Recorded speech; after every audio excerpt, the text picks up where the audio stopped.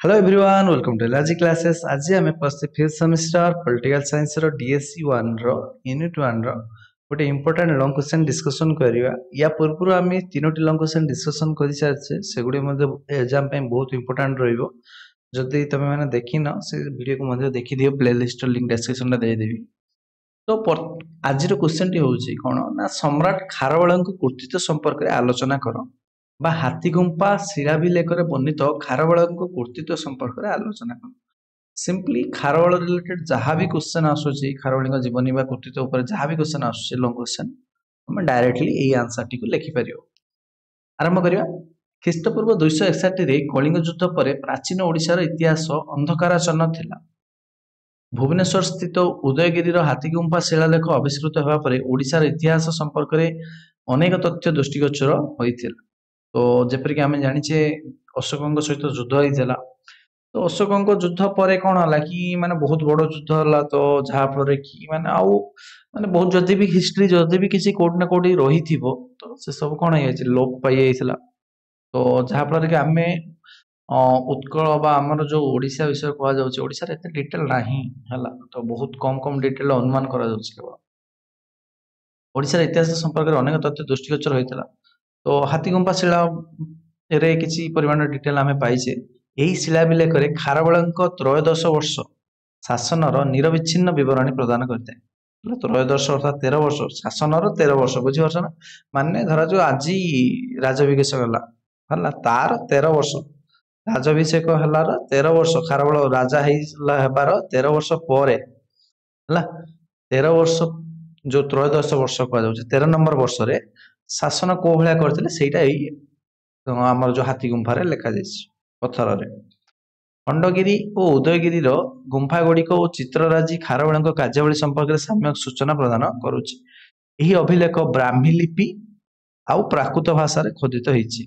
एथिरे सर्वमोट 17टी धाड़ी रही। टोटाल केतटा धाड़ी अछि 17टी धाड़ी, किंतु लंबा लंबा। तो ऐतिहासिक दृष्टिकोण यही अभिलेख अत्यंत गुरुत्वपूर्ण। तत्कालीन राजनीतिक अवस्था एथिरे वर्णित होइथिबारु जोगु यही अभिलेख गुरुत्व अत्यंत महत्वपूर्ण। तापरे अशोकଙ୍କ मृत्यु पर कलिंग पुनर्बार स्वाधीन राष्ट्र रूपे परिचित है। अशोक जो मरीगले जो रही या पर जो पुआ मान शासन कले से कमजोर थे। तो कलिंग तो एमती भी स्ट्रंग था। तो ऑटोमेटिक से स्वाधीन राष्ट्र रूपे परिचित हो गला। ख्रीष्टपूर्व प्रथम शताब्दी समय कलिंगर एक शक्तिशाली चेदी बा चेती राजवंश शासन करुला। यही वंशर श्रेष्ठ सम्राट थे खारवेल। ताले एठी आमे जानिया पाइले जे खारवेलଙ୍କ को वंशर शासक थे चेदी वंशर। मौर्य साम्राज्यर पतन पर बैक्ट्रियन ग्रीक मानक आक्रमण जो भारतर राजनीतिक अस्थिरता और विशृंखलता देखा जाइतिला। एही समय कलिंगर राजनीतिक इतिहास रे खारवेलଙ୍କ आविर्भाव एक नूतन दिगंत प्रदर्शन करथिला। कलिंग को केंद्र करी खारवेल एक शक्तिशाली साम्राज्य प्रतिष्ठा करने संगे संगे वैदेशिक आक्रमण को प्रतिहित करथिले। तांकरी राजत्व समय कलिंगर गौरव समृद्धि वृद्धि पाइथिला। यही वंश उत्थान संपर्क में विभिन्न तथ्य आमर जो ब्राह्मण साहित्य रही बौद्ध जैन साहित्य जाना को मिली था। ख्रीष्टपूर्व षष्ठ शताब्दी भारत में राजनीतिक मानचित्र जो 16 महाजनपद वर्णना कर चेदी राज्य अन्यतम है। षष्ठ शताब्दी कथा कह महाजनपद राजा गुड़ा। तो चेदी राज्य से अन्यतम। यार साम्राज्य जमुना नदी ठारू नर्मदा नदी पर्यंत विस्तृत होता बहुत बड़ था।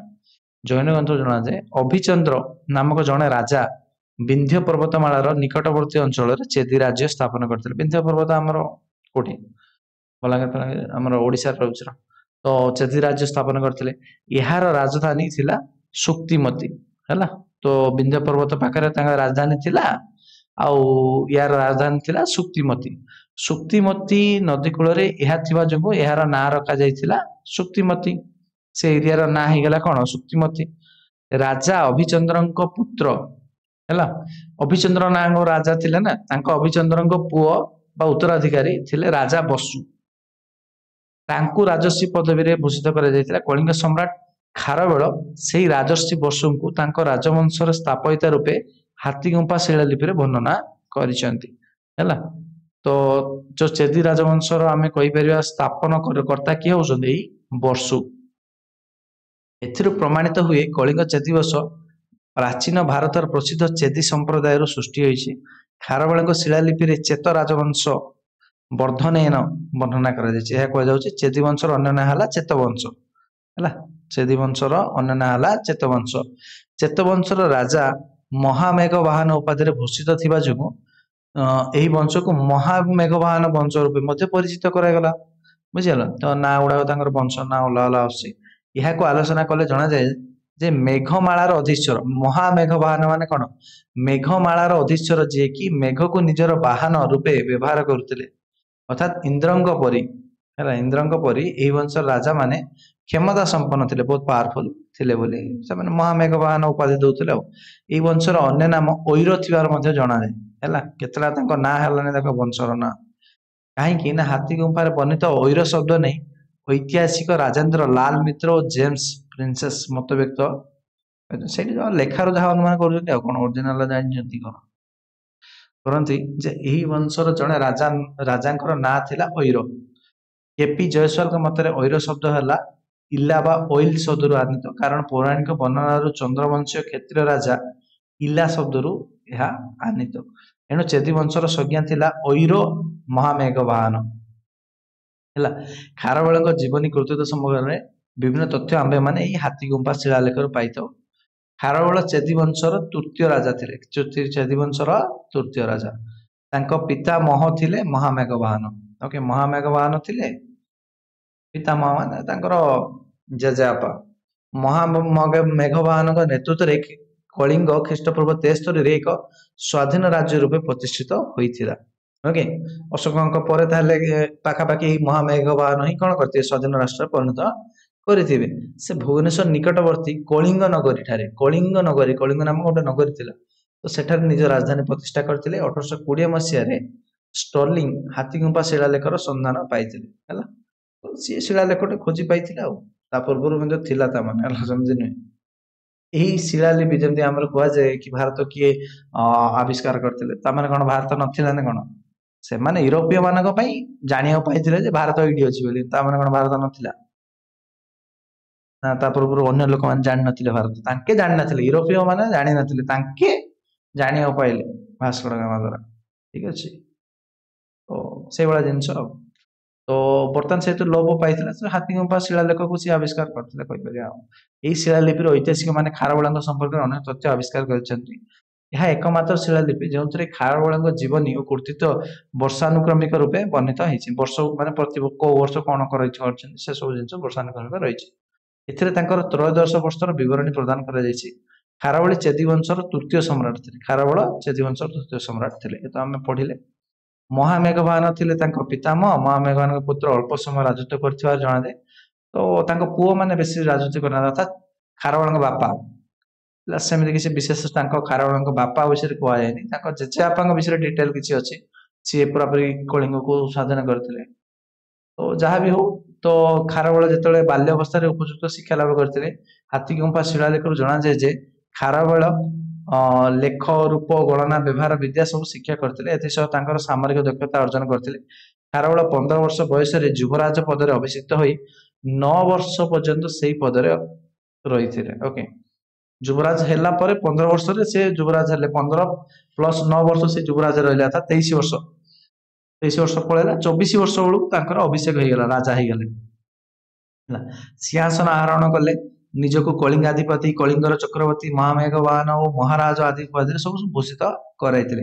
ଏକ ଶକ୍ତିଶାଳୀ ସାମ୍ରାଜ୍ୟ ପ୍ରତିଷ୍ଠା କରିବା ସହ ଭାରତରେ ରାଜନୈତିକ ଏକତା ଆନୟନ କରି ବିଶ୍ୱ ଇତିହାସରେ ସେ ଅମର ହୋଇଛନ୍ତି। ଜୈନ ମାନଙ୍କ ପାରମ୍ପରିକ ପ୍ରଥା ଅନୁସାରେ ପ୍ରଥମେ ଜୈନ ସନ୍ନ୍ୟାସୀ ଆରହତ ଓ ସିଦ୍ଧକୁ ପ୍ରାର୍ଥନା କରାଯାଇଥିବା ତଥ୍ୟ ହାତୀଗୁମ୍ଫା ଶିଳାଲିପିରୁ ଜଣାଯାଏ। ଖାରବେଳଙ୍କ ସମୟ ସମ୍ପର୍କରେ ଐତିହାସିକମାନେ ବିଭିନ୍ନ ମତ ପ୍ରଶ୍ନ କରିଛନ୍ତି। ଯେମିତି ରାଜେନ୍ଦ୍ର ଲାଲ ମିତ୍ର ଜଣେ ଐତିହାସିକ, ସିଏ କଣ କହିଛନ୍ତି ନା ଖ୍ରୀଷ୍ଟପୂର୍ବ 4ର୍ଥ ଶତାବ୍ଦୀରେ ଚେଦି ବଂଶ ରାଜତ୍ୱ କରୁଥିବା ମତବ୍ୟକ୍ତ କରିଛନ୍ତି। କେବେ? ଖ୍ରୀଷ୍ଟପୂର୍ବ 4ର୍ଥ ଶତାବ୍ଦୀରେ ହେଲା। ଇତିହାସ ତ ଜିନିଷ ସେ ଆଉ ମାନେ ପୁରାପୁରି କରେକ୍ଟ ନୁହେଁ, ମାନେ ଅନୁମାନ କରିବା କଥା, ଯେ ଯେତିକି କୌଣସି ଇନଫର୍ମେସନ ପାଇଲେ ସେ ଅନୁସାରେ ଅନୁମାନ କରିବା କଥା। ଭଗବାନ ଲାଲ ଖ୍ରୀଷ୍ଟପୂର୍ବ 2ୟ ଶତାବ୍ଦୀରେ ଚେଦି ବଂଶ ରାଜତ୍ୱ ସମ୍ପର୍କରେ ମତ पोषण कर चेदी राजवंश केवे चलता ना ख्रीष्टपूर्व द्वितीय से चतुर्थ कहलानी किंतु डीसी सरकार और बीएम बरुआ मतरे खारबेल ख्रीष्टपूर्व प्रथम शताब्दी शासन कर मत दिखती जहाँ समीचीन मन हुए माने किसी परिमाण ठीक लगे कारण हाथी गुंफा शिलालेख नंदराज बहसती मित जवनराज दिमत और ग्रीक राजा डेमिट्रियस राजा सातकर्णी समसामयिक खारबेल थिबा जणा जाए सहित युद्ध करते सातकर्णी सहित आम जाना पाइबा आम कौन से समास्कंद बोली एतद व्यतीत खारबेल मगध विजय समय नंदराज कलिंगरू निया जाइथिबा जीन मूर्ति को फेरे आनिबा कथा जणा जाए खारबेल राजत्वर पंचम वर्ष वर्ष शत पूर्वे नंदराज द्वारा खोदित एक केनाल कलिंग नगर पर्यटन विस्तृत थिबार जणा जाए एथिर प्रमाणित हुए जे खारबेल ख्रीष्टपूर्व प्रथम शताब्दी समय कलिंग राज्य शासन करुଥିଲେ ହେଲା तापर नेक्स्ट आसला कृतित्व ओईर महाराज महामेघवाहन खारबेल प्राचीन भारतर प्रख्यात नरपति थिले खारबेल जीवनी और कृतित्व संपर्क में हाथी गुंफा शिलालेख आम सूचना पाऊ ए समग्र तथ्य वर्षानुक्रमिक भाव त्रयोदश अनुशासन और शिलालेख वर्णना कर खारबेल राजत्वर प्रथम वर्ष के 24 वर्ष 24 शासन कले प्रथम वर्ष फास्ट कौन कले ना बहुत गुड़ा मन जनमंगल कार्य करते बात्या विध्वस्त राजधानी कलिंग ओडिशा कथा आम कहला माने बात्या कथा तो निहाती भाव रहा बात्या विध्वस्त राजधानी कलिंग नगरी पुनर्निर्माण कार्य करते से प्राचीर तोरण दुर्गर पुनर्निर्माण 35 लाख मुद्रा व्यय करते प्रजा मान जलाशय कले जलाशय बंध खनन करते राजधानी सौंदर्य वृद्धि मनोरम उद्यान प्रतिष्ठा करते सेकेंड इयर द्वितीय वर्ष से कौन कले निजर सैन्यबाहिनी सह दिग्विजय यात्रा आरंभ करते से समय सातवाहन वंश दिग्विजय मान चारिआडे राज्य जय कर आरंभ करते सातवाहन वंशर राजा सातकर्णी आंध्र प्रदेश समेत एक सुविस्तृत अंचल सातकर्णी गोटे तेलुगु फिल्म गोटे अच्छे ना बढ़िया तो से सातकर्णी जो आंध्र प्रदेश समेत एक सुविस्तृत अंचल निजर साम्राज्य विस्तार करते खारबेल प्रथम सातकर्णी शक्ति को अवमानना कर निजर सैन्य सामंत को कुष्टा नदी पर्यंत अग्रसर कराई से आशोक नगरी आक्रमण कर ध्वंस साधन करते खारबेल और प्रथम सातकर्णी मध्य कौन युद्ध होगा कथा हाथी गुंफा शिलालेख किंतु उल्लेख नाही आउ अन्य कड़ो इनफॉरमेशन पाइछे बोध हुए दुई युद्ध अमीमांसित होता माने समान समान होता पूरा किए जीतलानी किए हारलानी है खारबेल दाक्षिणात्य अभियान सफल होगा उद्देश्य से तृतीय वर्ष जो दाक्षिणात्य अभियान सफल है किंतु से किसी डिसाइड माने लेखा ही है किए जीति सातकर्णी जीतिले ना खारबेल जीतिले तो जहाँ भी हो तो दाक्षिणात्य अभियान सफल होता से उद्देश्य से पार्टी फाटी देते तृतीय वर्ष से नृत्य वाद्य संगीत आयोजन करते एपरी भाव प्रजा मान चित्त विनोदन से कार्यक्रम सब अनुष्ठित होता ओके तो राजा लोक पार्टी कर राजत्वर चतुर्थ वर्ष खारबेल विद्याधर नामक अंचल अधिकार करते कोठी अधिकार करते विद्याधर नाम राज्य जगह थिला तो से अधिकार करते से विंध्य अंचल रथिक और भोजक मान राज्य अधिकार करते से राज्य बेरार और महाराष्ट्र थिला जो ये जो रथिक भोजक कहुचे बेरार महाराष्ट्र थिले माने मझामझी भारत मैप मझामझी एरिया रथिक और भोजक मान सातवाहन राज्यर करद राजा थिले माने सातवाहन आम पढ़ुले ना जहाँ युद्ध लगी से जितले हारे छाड़ दियो किंतु ता अंडर अर्थात ता अंडर एमाने थिले एमाने आंकु सातवाहन को करद दउथिले किंतु वर्तमान कलिंग राजा कौन कले खारबेल सेटा जीतीगला ओके बुझिल एवं सातवाहन वंशर राजनीतिक प्रभाव क्षुण्ण करते तो ये एरिया रे राजनीतिक प्रभाव थिले नष्ट कले खारबेल निजक जड़े दिग्विजयी भाव प्रतिपादित करते राजत्वर पंचम वर्ष पलि आसिले खारबेल पुणी जनहितकर कार्य सब करुले प्राय 300 वर्ष पूर्वे नंदराजा द्वारा खनन कर एक केनाल पुनरुद्धार करी तनुशुलिया ठारू कलिंगर राजधानी कलिंग नगरी पर्यंत प्रसारित करते गोटे केनाल टाक पूरा लंबा प्रसारित करते राजत्वर षष्ठ वर्ष खारबेल प्रजा मान नैतिक और आध्यात्मिक विकास पदक्षेप ग्रहण करते से राजस्वीय यज्ञर आयोजन करते एसहित से जो प्रजा मान ठार कर आदाय होता उच्छेद करते सप्तम वर्ष अच्छा सप्तम वर्षर किसी डिटेल आम हाथी गुंफा शिलालेख पाई पारनु कारण ये सब कौन है पत्थर लिखाई सब बहुत वर्ष है नष्ट हो गलानी आम पढ़ी पारने ଠିକ ଅଛି। ସାମରିକ ଅଭିଯାନ ପାଇଁ ଖାରବେଳ ଅଷ୍ଟମ ବର୍ଷ ଥିଲା ଗୁରୁତ୍ୱପୂର୍ଣ୍ଣ। ଏକ ବିଶାଳ ସୈନ୍ୟବାହିନୀ ନେଇ ଖାରବେଳ ଉତ୍ତର ଭାରତ ଅଭିମୁଖେ ଯୁଦ୍ଧଯାତ୍ରା କରିଥିଲେ। ହେଲା, ଉତ୍ତର ଭାରତ। ସେ ମଗଧର ପ୍ରାଚୀନ ରାଜଧାନୀ ରାଜଗୃହ ଆଡକୁ ଅଗ୍ରସର ହୋଇ ଗୋରଖଗିରି ଦୁର୍ଗ ଧ୍ୱଂସ କରିଥିଲେ। ରାଜଗୃହ ଖାରବେଳଙ୍କ ଅଧିଭୂତ ହେଇଥିଲା। ସେ ସମୟରେ ଯବନ ରାଜା, ଯବନ ମାନେ ମୁସଲମାନ ରାଜା କହିପାରିବା, ମଥୁରା ଅଧିକାର କରିବା ପରେ ମଗଧର ରାଜଧାନୀ ପାଟଳିପୁତ୍ର ଆଡକୁ ଅଗ୍ରସର ହୋଇଥିଲେ। କିନ୍ତୁ ଖାରବେଳଙ୍କ ବିଜୟ ଅଭିଯାନ ସମ୍ବାଦ ପାଇଁ ମଥୁରା ସେ ମଥୁରା ପ୍ରତ୍ୟାବର୍ତ୍ତନ ପାଇଁ ବାଧ୍ୟ ହେଲେ। ଖାରବେଳ ମଥୁରାରୁ ଗ୍ରୀକ କବଳରୁ ମୁକ୍ତି କରିଥିଲେ। ଓକେ, ମଥୁରାକୁ ସିଏ କଣ କରିଥିଲେ କି ଗ୍ରୀକ କବଳରୁ ମୁକ୍ତି କରିଥିଲେ। ଏଣୁ ଖାରବେଳଙ୍କ ଉତ୍ତର ଭାରତ ଅଭିଯାନ ତାଙ୍କ ରାଜତ୍ୱ ସମୟର ଏକ ଉଲ୍ଲେଖନୀୟ ଅଧ୍ୟାୟ। ଏଥିରେ ସନ୍ଦେହ ନାହିଁ, କାରଣ ସେ ଗ୍ରୀକ ମାନଙ୍କୁ ହଟେଇଥିଲେ ଏଠୁ, ଏ ଏରିଆରୁ।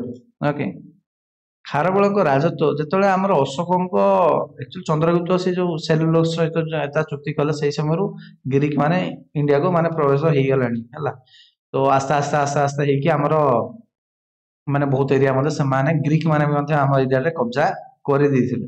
ହେଲା, ତ ଯାହା ବି ହଉ ସେ ମଥୁରାରୁ ଖାରବେଳ ଗ୍ରୀକ ମାନଙ୍କୁ ହଟେଇଥିଲେ।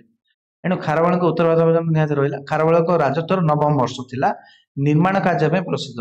ହେଲା, ତ ସେ ବହୁତ ଗୁଡା ବିଲ୍ଡିଂ ଫିଲ୍ଡିଂ ମାନେ ରାଜ୍ୟ ଜୟ କଲେ, ସେ ପଇସା ଆସିଲା ତ ସେ ସବୁ ବିଲ୍ଡିଂ ଫିଲ୍ଡିଂ ବନଉଥିଲେ ଆଉ। ସେ ନିଜ ରାଜଧାନୀ କଳିଙ୍ଗ ନଗରୀ ଠାରେ ମହାବିଜୟ ପ୍ରସାଦ ନିର୍ମାଣ କରିଥିଲେ। କଳିଙ୍ଗ ନଗରରେ ମହାବିଜୟ ପ୍ରସାଦ ନିର୍ମାଣ କଲେ। ଉତ୍ତର ଭାରତ ବିଜୟର ସ୍ମାରକୀ ରୂପେ 38 ଲକ୍ଷ ମୁଦ୍ରା ବ୍ୟୟରେ ଏହି ପ୍ରସାଦ ନିର୍ମାଣ କରାଯାଇଥିଲା। 38 ଲକ୍ଷରେ ଏଇ ମାନେ ବିଲ୍ଡିଂ ଟା ବନେଇଥିଲେ, ପୁରାପୁରି ପ୍ରସାଦଟା, ମହଲ। ଏହି ବର୍ଷ ଖାରବେଳ ବ୍ରାହ୍ମଣ ମାନଙ୍କୁ ରାଜସ୍ୱ ପ୍ରଦାନରୁ ଅବ୍ୟାହତି କରିଥିଲେ। ବ୍ରାହ୍ମଣ ମାନେ ଆଉ ରାଜସ୍ୱ ଦେବେନି ବୋଲି କୁହାଯାଇଥିଲା। ଓକେ, ତାପରେ ଦଶମ ବର୍ଷ ପଳେଇବା। ଦଶମ ବର୍ଷରେ କଣ ହେଲା ନା, ଖାରବେଳ ପୁନର୍ବାର ଉତ୍ତର ଭାରତ ପୁଣି ଥରେ ଆଉଥରେ ସୈନ୍ୟଚାଳନା କଲେ। ଗୋଟେ ବର୍ଷ ଯୁଦ୍ଧ କରି ଆସିଲେ, ଏଠି ବିଲ୍ଡିଂ ଫିଲ୍ଡିଂ ବନେଇଲେ, ପୁଣି ଥରେ ଆଉଥରେ ଚାଲିଲେ ଉତ୍ତର ଭାରତ ଯୁଦ୍ଧରେ। ଏହି ସମ୍ପର୍କରେ କୌଣସି ବିବରଣୀ ଶିଳାଲେଖରେ ଉଲ୍ଲେଖ ନାହିଁ। ଯାଇଥିଲେ, ଯାହା ଉତ୍ତର ଭାରତ ଯାଇଥିଲେ, ତାପରେ କଣ କଲେ ସେଥିରେ ଆଉ କିଛି ଜଣା ନାହିଁ। ତାପରେ ଦଶମ ଗଲା, ଏକାଦଶକୁ ପଳେଇ ଆସିବା। ଏକାଦଶ ବର୍ଷରେ ଦକ୍ଷିଣ ଭାରତ ଜୟ କରିବା ପାଇଁ ଅଗ୍ରସର ସିଏ ହେଲେ। ଉତ୍ତର ଭାରତ ଦଶମରେ, ତାପରେ ଏକାଦଶ ବେଳକୁ ପୁଣି ଥରେ ଦକ୍ଷିଣ ଭାରତକୁ ପଳେଇ ଆସିଲେ। ସେ ମିଳିତ ତାମିଲ ରାଷ୍ଟ୍ର ସଂଘକୁ ପରାସ୍ତ କରିଥିଲେ। ଚୋଳ, ପାଣ୍ଡ୍ୟ, ସତ୍ୟପୁତ୍ର, କେରଳପୁତ୍ର, ତାମ୍ରପର୍ଣ୍ଣି, ସିଂହଳ ରାଜ୍ୟକୁ ନେଇ ଗଠିତ ଏଇ ସବୁ ଯୋଉ ରାଷ୍ଟ୍ର ସଂଘ ମିଶିକି ଥିଲେ, ସମସ୍ତଙ୍କୁ ସେ ଧ୍ୱଂସ କରିକି ପାଣ୍ଡ୍ୟ ରାଜ୍ୟ ପର୍ଯ୍ୟନ୍ତ ରାଜ୍ୟର ସୀମା ବୃଦ୍ଧି କରିଥିଲେ। ପାଣ୍ଡ୍ୟ ରାଜା ଖାରବେଳଙ୍କ ବଶ୍ୟତା ସ୍ୱୀକାର କରି ବହୁ ପରିମାଣରେ ମଣି ମୁକ୍ତା ମଧ୍ୟ ଉପହାର ଦେଇଥିଲେ। ଇଏ ମଧ୍ୟ ବହୁତ ମାନେ ଯୋଉ ଆମେ କହୁଛେ ଚୋଳ, ପାଣ୍ଡ୍ୟ, ଏଗୁଡାକ ମଧ୍ୟ ସେତେବେଳେ ବହୁତ ପାୱାରଫୁଲ ଥିଲେ ଗୋଟେ ଗୋଟେ ସମୟରେ।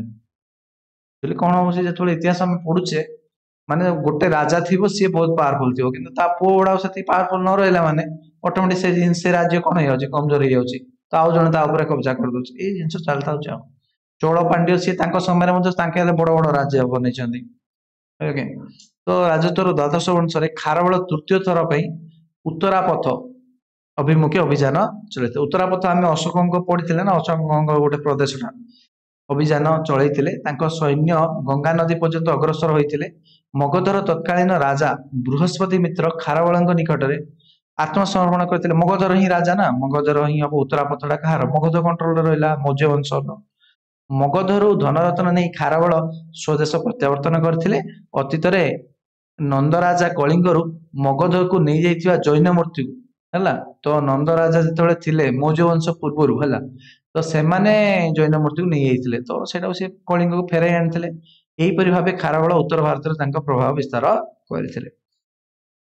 ତାପରେ 12 ବର୍ଷ ସରିଗଲା। 13 ନମ୍ବର ବର୍ଷରେ, ତ୍ରୟୋଦଶ ବର୍ଷରେ ସେ ଧର୍ମ କାର୍ଯ୍ୟ ସବୁ କରିଥିଲେ। ଧର୍ମ କାର୍ଯ୍ୟରେ ନିୟୋଗ କରିଥିଲେ। ଉଦୟଗିରି ପାହାଡ ଉପରେ ସେ ଏକ ଜୈନ ମହାସଭାର ଆୟୋଜନ କରି ଜୈନ ସନ୍ନ୍ୟାସୀ ମାନଙ୍କୁ ଶ୍ଵେତ ବସ୍ତ୍ର ପ୍ରଦାନ କରିଥିଲେ। ସେ ଉଦୟଗିରି ପାହାଡ ଉପରେ ଗୁମ୍ଫା ନିର୍ମାଣ କରିଥିଲେ। ଏଥିପାଇଁ ସେ 50 ଲକ୍ଷ ମୁଦ୍ରା ବ୍ୟୟ କରିଥିଲେ। ତାପରେ ହାତୀ ଗୁମ୍ଫା ଶିଳାଲେଖରେ 13 ବର୍ଷରେ ଯାହା କିଛି ସବୁ ହେଇଛି, ସେ ସବୁ ସିଏ ଘଟଣାବଳୀ ଉଲ୍ଲେଖ କଲେ। ଏଇଟା ଆମ ସରିଗଲା କାର୍ଯ୍ୟ, ଆଉ ତାପରେ ଡିଟେଲ ନାହିଁ ଆଉ। ସମ୍ରାଟ ଖାରବେଳ ଏକ ବିଶାଳ ସାମ୍ରାଜ୍ୟ ଅଧିକୃତ ହେଇଥିଲେ। ତାଙ୍କ ସାମ୍ରାଜ୍ୟ ଉତ୍ତରରେ ମଗଧ ଠାରୁ ଦକ୍ଷିଣରେ କୁମାରିକା ପର୍ଯ୍ୟନ୍ତ ବିସ୍ତୃତ ଥିଲା। ସେ ବିଭିନ୍ନ ରାଜ୍ୟ ଜୟ କରି ନିଜକୁ କଳିଙ୍ଗାଧିପତି, କଳିଙ୍ଗ ଚକ୍ରବର୍ତ୍ତୀ ଉପାଧିରେ ଭୂଷିତ କରିଥିଲେ। ଜଣେ ପ୍ରଜା ହୋଇତେସି ରାଜା ରୂପେ ଖାରବେଳ ଚିରସ୍ମରଣୀୟ। ହେଲା, ଆଉ ସେ କଳା ଓ ସଂସ୍କୃତିର ଜଣେ ପୃଷ୍ଠପୋଷକ ଥିଲେ, ପ୍ରଧାନ ପୃଷ୍ଠପୋଷକ। ନା ପସନ୍ଦ କରୁଥିଲେ, ସେ ସବୁ ପ୍ରଚାର ପ୍ରସାର କରୁଥିଲେ, ଜୈନ ଧର୍ମାବଲମ୍ବୀ ଥିଲେ, ଜୈନ ଧର୍ମର ପୃଷ୍ଠପୋଷକ ହିସାବରେ ସେ ସୁପରିଚିତ। ତାଙ୍କ ରାଜତ୍ୱ ସମୟରେ କଳିଙ୍ଗର ଉନ୍ନତି ସାଧିତ ହେଇଥିଲା। ତାଙ୍କ ଶାସନ ପ୍ରାଚୀନ କଳିଙ୍ଗର ଏକ ଗୌରବମୟ ଅଧ୍ୟାୟ। ସେ ଥିଲେ ଜଣେ ସୁଶାସକ। ପ୍ରଜାମାନଙ୍କ ଉନ୍ନତି ସାଧନ କରିବା ଥିଲା ତାଙ୍କର ଲକ୍ଷ୍ୟ। ଭାରତରେ ରାଜନୈତିକ ଏକତା ପ୍ରତିଷ୍ଠା କରିବା ତାଙ୍କର ଉଦ୍ଦେଶ୍ୟ ଥିଲା। ତାପରେ ଓଭରଅଲ ଆମେ ଯୋଉ ଦେଖିବା ମୂଲ୍ୟାୟନ କରିବା କେମିତି କଣ ଥିଲା। ଖାରବେଳ ଥିଲେ ପ୍ରାଚୀନ ଭାରତର ସାମ୍ରାଜ୍ୟ ନିର୍ମାତା। ଦିଗ୍ବିଜୟ ଦୃଷ୍ଟିରୁ ତାଙ୍କୁ ମହାପଦ୍ମାନନ୍ଦ, ଚନ୍ଦ୍ରଗୁପ୍ତ ମୌର୍ଯ୍ୟ, ଅଶୋକ, ସମୁଦ୍ରଗୁପ୍ତଙ୍କ ସହିତ ତୁଳନା କରାଯାଇଛି। ତ ସେଇମାନେ ଯେମିତି ମାନେ ବହୁତ ବଡ ଏରିଆକୁ ମାନେ କଣ କରିଥିଲେ, ଶାସନ କରିଥିଲେ, ନିଜ କଣ୍ଟ୍ରୋଲରେ ଆଣିପାରିଥିଲେ। ସେଇଭଳି ଖାରବେଳ ମଧ୍ୟ ସେଇଭଳି ଜଣେ ଥିଲେ।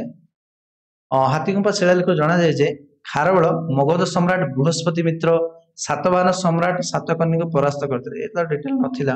ଯାହା ଉତ୍ତର ଭାରତରେ ମଥୁରା, ଦକ୍ଷିଣ ଭାରତରେ ପାଣ୍ଡ୍ୟ ରାଜ୍ୟ ପର୍ଯ୍ୟନ୍ତ ତାଙ୍କର ପ୍ରତିପତ୍ତି ବିସ୍ତାର କରିପାରିଥିଲେ। ଖାରବେଳ କେବଳ ଯୁଦ୍ଧ ଓ ରାଜ୍ୟ ଜୟ କରି ଖ୍ୟାତି ଅର୍ଜନ କରିନାହାନ୍ତି, ସେ ଅଶୋକଙ୍କ ପରି ଧର୍ମ ପୃଷ୍ଠପୋଷକ ହିସାବରେ ଅକ୍ଷୟ କୀର୍ତ୍ତି ଅର୍ଜନ କରିଛନ୍ତି। ହାତୀଗୁମ୍ଫା ଶିଳାଲେଖରେ 14 ପଂକ୍ତିରେ ଖାରବେଳଙ୍କୁ ଜୈନ ଧର୍ମର ଜଣେ ଶ୍ରେଷ୍ଠ ପୃଷ୍ଠପୋଷକ ରୂପେ ବର୍ଣ୍ଣନା କରାଯାଇଛି। 14ଟି ପଂକ୍ତି ମାନେ ଧାଡିରେ। ଏହି ଶିଳାଲେଖ ଆରମ୍ଭରେ ଜୈନ ଅରହତ ଓ ସିଦ୍ଧ ମାନଙ୍କ ପ୍ରତି ଭକ୍ତିପୂର୍ଣ୍ଣ ସମ୍ମାନ ପ୍ରଦର୍ଶନ କରାଯାଇଛି। ଖାରବେଳ ଥିଲେ ଜଣେ ପ୍ରଜାବତ୍ସଳ ଶାସକ। ତାଙ୍କରି ଶାସନ ଧର୍ମନୀତି ଉପରେ ପ୍ରତିଷ୍ଠିତ ଥିଲା। ପ୍ରଜାମାନେ ସୁଖରେ ସେ ସୁଖୀ ଥିଲେ। ପ୍ରଜାମାନଙ୍କ ପାଇଁ ବିଭିନ୍ନ ଉନ୍ନୟନମୂଳକ କାର୍ଯ୍ୟ କରିଛନ୍ତି। ହାତୀଗୁମ୍ଫା ଶିଳାଲେଖରେ ଖାରବେଳଙ୍କୁ ଆନନ୍ଦ ଓ ସମୃଦ୍ଧିର ରାଜା, ଭିକ୍ଷୁ ରାଜା, ଧର୍ମରାଜା, ମହାବିଜୟ ରାଜା ରୂପେ ବର୍ଣ୍ଣନା କରାଯାଇଛି। ଯାହା ବି ହଉ, ତ ସିଏ ସେଇ ସମୟରେ ବହୁତ ଭଲ ରାଜା ଥିଲେ ବୋଲି କୁହାଯାଉଛି। ଠିକ ଅଛି, ଏହିପରି ଭାବେ ଆମେ ଏକ କ୍ୱେଶ୍ଚିନ୍ ମଧ୍ୟ ଡିସ୍କସନ କଲେ।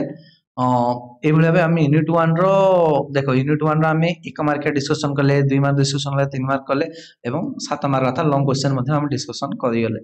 ତ ଲଙ୍ଗ କ୍ୱେଶ୍ଚିନ୍ ଆମେ ଯେତିକି ପଢିଲେ ନା, ତ ଏତିକିରୁ ଯାହା ବି କ୍ୱେଶ୍ଚିନ୍ ଆସିବ ତମେ ବନେଇ ଚୁନେଇକି ଲେଖିପାରିବ ହେଲା। ଏତିକି ଯଦି ଆମେ ପଢିକି ଯାଉଛେ ତ ଆରାମସେ ଲେଖିପାରିବ। ପ୍ରାକ୍ଟିସ କର ଖାଲି ଟିକେ ଲେଖିବା, କାରଣ ଯେହେତୁ ଲଙ୍ଗ କ୍ୱେଶ୍ଚିନ୍ ଗୁଡା ବହୁତ ଲମ୍ବା ହଉଛି ନା, ତେଣୁ ପ୍ରାକ୍ଟିସ କର ଟିକେ ଲେଖିବା ହେଲା। ତ ଏକ୍ସାମ ନିହାତି ଭାବେ ଭଲ କରିବ। ସମସ୍ତେ ଭିडियो ଲାଇକ୍ କର ଆଉ ସାଙ୍ଗମାନଙ୍କୁ ସେୟାର କର, ଚ୍ୟାନେଲ ସବସ୍କ୍ରାଇब କର, ସବସ୍କ୍ରାଇब ମଧ୍ୟ କରିଦିଅ। Thank you.